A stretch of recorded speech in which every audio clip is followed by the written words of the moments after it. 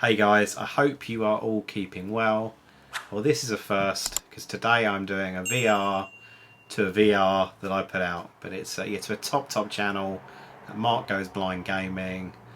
Such a creative guy, real quirky games, awesome editing, just a real kind of good fun feel about his vids. Yeah, top guy. If you don't subscribe to him, then put details below. Get involved. Really funny.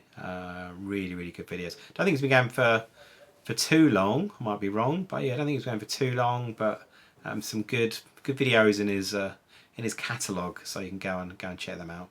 But yeah, here's 3 questions. Let's talk about them. So the first one was the first game you bought with your own money.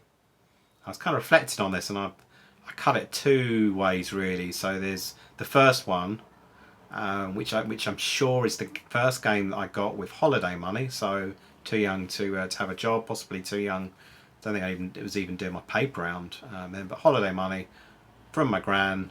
Was on holiday in France.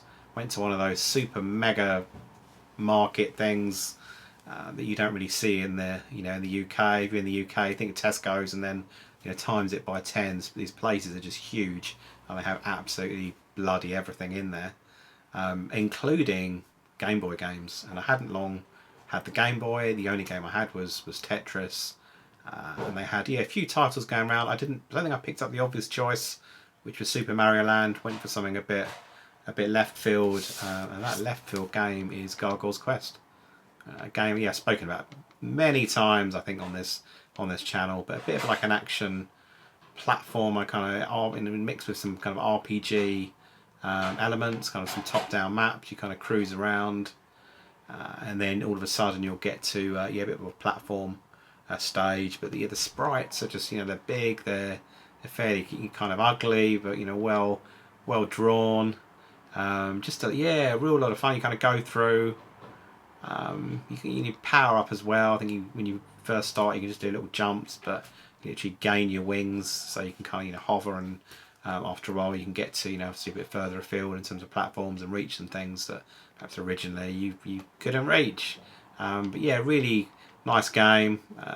Plenty of kind of longevity. I've never completed it, and top title. So that was the first one. Bought with, I guess, Prezi money from my gran. I think this one's right. I was going to rack my brains. Originally, I got my years mixed up, and I thought maybe it was kind of a GameCube game, but no, it was prior to that. I did get a Game Boy Advance with my own cash. Doing like a temping job, earning some money. Wanted to get a new handheld. Obviously, always been into Game Boy Color. Etc. And then Game Boy Advance. I thought I'll have a bit of that. So the game I bought, I don't think there was a pack in with it might have been the console. I think the handheld was on its own.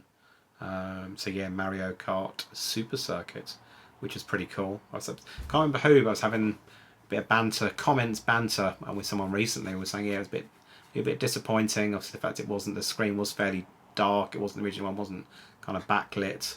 Or anything like that, but the colours and all that was still pretty cool, pretty good handheld. But I think since they've tweaked it and tinkered it and all the funky IPS mods that you can get now for the GBA, obviously other ways to play GBA as well, Analog Pocket, etc.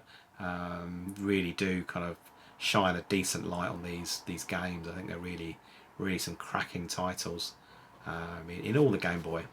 In all the Game Boy catalogues, but still really fun game. So that was the first one. The second question was, what game would you take to a desert island? And there's a bit of a 2B question to it, sub question, and someone, I can't even read my own bloody writing. Someone that you take to join you on the desert island. So the game that I've picked, and I'll be honest, I think a couple have already been nabbed. I think Street Fighter I was thinking of was going to be one. I think Roger nabbed Sensi Soccer, which definitely was going to be up there. So I didn't want to be like a copycat. Although I think if I really was on Desert Island, I probably would have grabbed one of those. However, this game, a lot for me anyway. You probably might think it's ridiculous, but a lot of playability, pick up and play. One player's cool, 2 players even better. You can play the game, I guess, slightly differently depending on your styles. Each each time, and obviously a few different players as you work through the tournament. You may think you can be Tim Henman, I'm sure he's on there. But yeah, Virtua Tennis 2 for the Dreamcast. So yeah, love this game. Kind of just a nice middle ground between. It's mainly probably 80% arcadey, a bit of 20%, a bit more kind of serious. I'd say simulator, but slightly more kind of serious elements to it. But it's just, yeah, a lot of fun. A lot of fun. And then yeah, probably the hardest question. Who would you take to Desert Island? And I was kind of thinking from a bit of a gaming perspective, but then also just someone who's a bit funny, a bit of banter. I was thinking of thinking of all sorts. But anyway, the person I ended up with, again, it might be a bit of a comical response, but yeah, Jack Black. And the reason for that is, I think he's a funny guy. He's done some crap films, but he's done some good films as well. He's certainly done some good series, and linked to that, pretty cool group with Tenacious D. I love the Tenacious D stuff. He plays a bit of guitar. He's into his gaming, apparently. Like he's mainly like old school stuff. Yeah, if that is true, and hopefully it's not just a wicked rumour. If it is true, then it'd be cool with the music side. Hopefully you can teach me a thing or two on guitar. I do like picking up the old 6-string every now and again. Do a bit of gaming.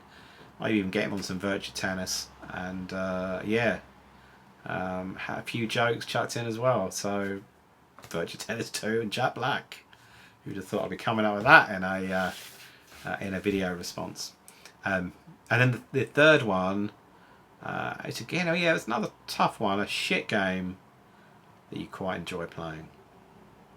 And there's a few, there's some games, maybe they're not really shit, they're kind of mediocre games that I played back in the day when you kind of, you're going to got a game for your birthday and game for Christmas if you were lucky. So you had to kind of force your mind, or even games where they could be a bit so-so, you needed to extract maximum enjoyment from them. So a few Mega Drive titles I was thinking of. Centurion was one. Probably now if I played it, it may be a sack of crap. But back in the day, the chariot races and the whole kind of bit like Civilization type setup with it. Building your empire. That would be one. But this one, a bit more front and center because I have been playing it on the Wii recently. I'm going to show you the Wii copy, but really it's the arcade machine that really is the shit game that I quite enjoyed. And it's Mad Dog McCree. I think it's the trilogy. I'm just talking about the first one. It's obviously one of those, it's an arcade. It was full motion video, probably one of the early ones. Obviously it's a bit of a pistol shooter. It had the crappiest acting that you'd ever imagine, but it's so bad, so good. You had like the narrator was this old guy that had his belly was out in the show. I don't know if it's intentional or it was just like sloppy acting. But yeah, his belly was on display. The Undertaker, whenever you die, just like little like kind of riddles, little things he says, they were just like spot on. So yeah, it was probably that era when it was like, wow, like full, we're playing real life shit, and there's like a real video stuff on the go. But when you dissect it, behind the scenes, it was kind of like a split. You got like milliseconds almost to take the shot, and if you miss it, then it all goes to crap. Not that dissimilar from like a Dragon's Lair where the kind of flashes and you got to move or press the button at exactly the right time. It's a bit like this. If you kind of miss it, then it kind of goes wrong. But just because I don't know, the nostalgia in the arcades, the Wii version, as I found out last weekend, isn't all that. But yeah, at the arcades, just brings back the memories of playing this, but then probably some better titles as well. But I think if I saw it, an arcade, maybe it is in the corner somewhere in South and Seafront. I doubt it because it's bloody penny pusher galore and all the other stuff. But if it was there, then I'd probably sling a few coins then and have a laugh. And that's it. That was the final question. Cheers, Mark. Cheers, Mark, for doing the VR, and also cheers for putting these questions out. There have been some really awesome responses by a few people already. So yeah, I'm not going to tag anyone. Just open Tagsville. So if anyone really wants to get stuck in, then yeah, do a vid, answer the 3 questions, and check out Mark's channel if you don't do so already. And that's it. Yeah, probably a couple of other vids lined up. Had a really cool time Saturday just gone with James from Retro Import Gamer. We went to RMC The Cave, so he's done a great vid on that, so go and check that one out. I'll probably do like a short vid, kind of mirroring really what James said. He took more footage than I did, so his one's yeah, more informative, really more interesting. But I'll probably do like a couple of minute thing around my thoughts on that, because that was good. And then yeah, this week, what day is it today? It's Tuesday today. Later on the week, I'm going on another road trip, and hopefully going to catch up with another tuber, and I can't ruddy wait. So yeah, that's it. Have a good one. Take care, and I'll see you very soon. Cheers.